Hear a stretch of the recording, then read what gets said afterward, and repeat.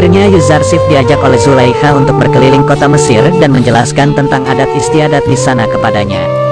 Sebelum pergi, Yusuf sempat menolak untuk menaiki tandu seperti Zulaikha, karena menurutnya dia tidak suka berada di atas pundak orang lain. Tapi Gulliver mengatakan kepada Yuzarsif untuk mematuhi perintah Zulaikha kali ini. Pada akhirnya mereka pun pergi berkeliling kota, dan Zulaikha mulai menjelaskan beberapa tempat penting di kota Mesir. Pertama, Zulaikha menjelaskan tentang dunia orang mati yang ada di Mesir. Mereka menyertakan makanan, minuman, dan pakaian bersama jenazah, agar bisa hidup di kehidupan selanjutnya. Yuzarsif bertanya kepada Zulaikha, jika orang yang sudah mati dan membusuk, apakah masih bisa makan dan minum, bahkan berpakaian? Zulaikha pun mulai terpojok dengan pertanyaan itu, dan hanya mengatakan entahlah, mungkin saja bias. Ketika mereka sampai di kuil Amun untuk menghadiri bangunnya Amun dari tidur, Yuzarsif kembali bertanya kepada Zulaikha, jika Amun semalam tidur, dan bagaimana jika para penyembahnya meminta pertolongan pada malam hari? Zulaikha menjelaskan, bahwa para dewa juga membutuhkan tidur dan para hambanya harus berdoa saat siang hari ketika dewa Amun sudah bangun. Hal itu membuat Yuzarsif semakin terheran-heran, karena dewa ternyata hanya bisa melayani hambanya saat siang hari saja. Setelah masuk di kuil, Zulaikha kembali menjelaskan bahwa para pendeta terlebih dahulu mensucikan diri di sungai Nil sebelum masuk kuil Amun.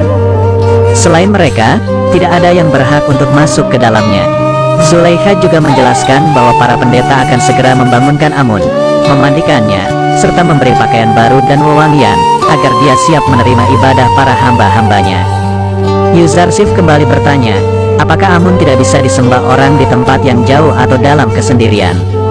Karena menurut Yuzarsif, Tuhan itu ada di semua tempat.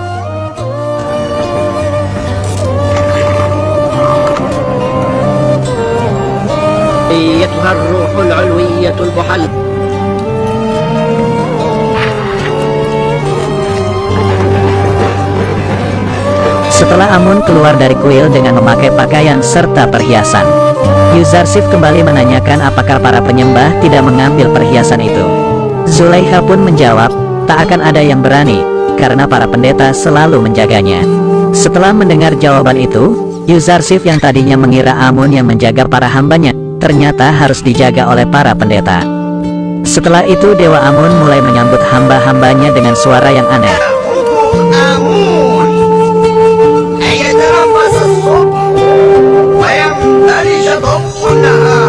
Hal itu membuat Yuzarsif heran.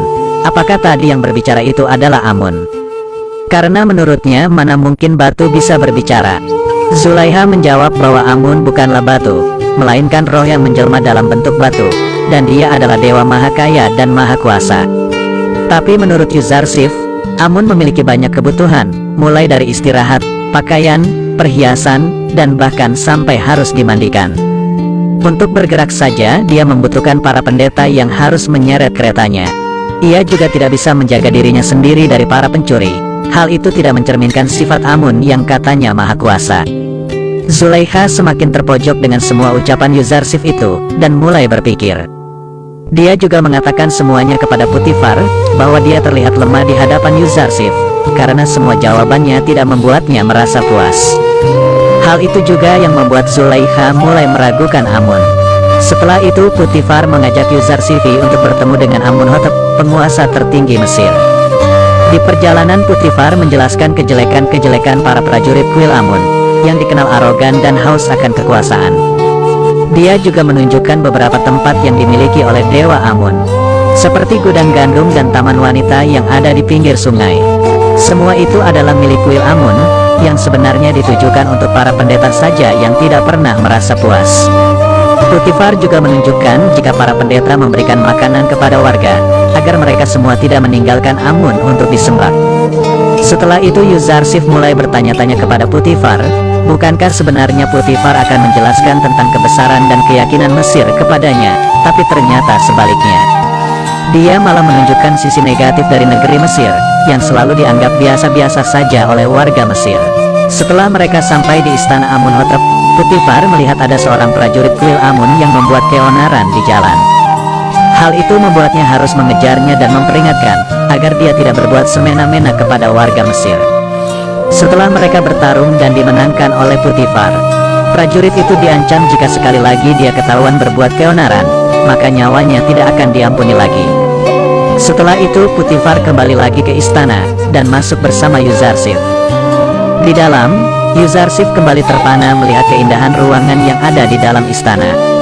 Saat sudah bertemu Amunhotep, Potifar memperkenalkan Yuzarsif, bahwa dia adalah pengiring baru baginya.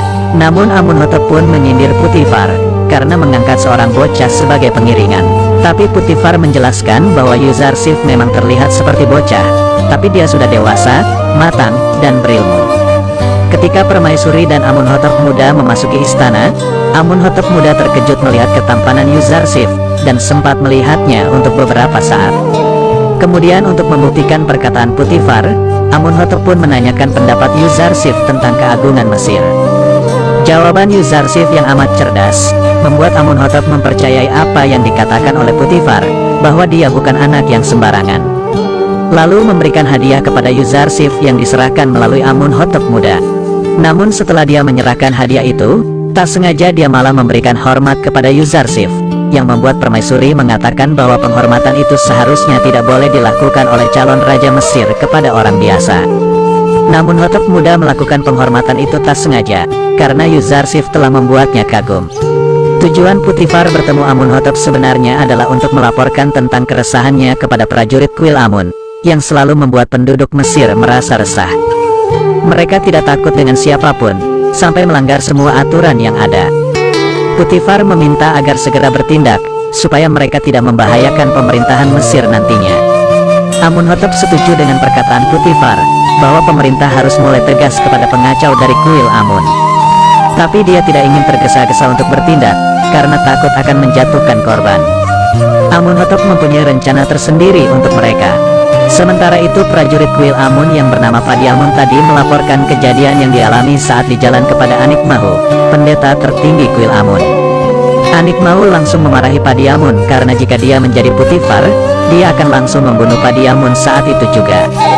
Anikmahu menjelaskan bahwa Potifar dan Amunhotep adalah musuh besar bagi Amun. Tapi untuk menyingkirkan mereka, Anikmahu berpikir ada cara yang lebih efektif dan tidak membuat korban berjatuhan nantinya. Tapi Padiamun berpikir, jika dia mempunyai prajurit yang lebih banyak, dia akan langsung memerangi Amunhotep dan pemerintah Mesir. Anikmahu kembali menyindir Padiamun, jika dia memang kuat seharusnya tadi dia bisa mengalahkan Potifar dengan mudah. Tapi kenyataannya dia malah dipermalukan oleh Potifar di jalanan. Anikmahu mengatakan bahwa mereka harus bersabar, karena saat ini Amunhotep dan Putih dalam puncak kekuasaan. Sampai saatnya tiba nanti, mereka harus mempersiapkan semuanya agar bisa menggulingkan Amunhotep dengan mudah. Setelah kejadian yang menimpa Potifar tadi, Yuzarsif meminta agar dia bisa diajarkan ilmu bela diri, agar kelak jika dia sudah dewasa dia bisa menjadi pemberani seperti Potifar. Sesampainya di istana, Potifar meminta Arudamun untuk mengajari Yuzarsif memainkan pedang, memanah, menembak, serta berkuda. Potifar lalu menceritakan kejadian yang terjadi di istana tadi kepada Zulaiha, yang membuatnya berpikir bahwa semua itu mustahil terjadi. Yuzarsif telah membuat Potifar merasa bangga di hadapan Amunhotep dan berpikir nantinya dia akan menjadi pemimpin yang sangat bijaksana.